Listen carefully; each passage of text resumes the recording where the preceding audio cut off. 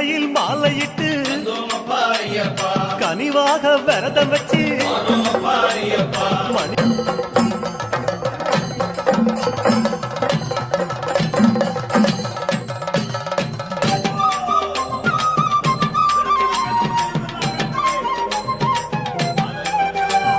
கார்த்திகையில் மாலையிட்டு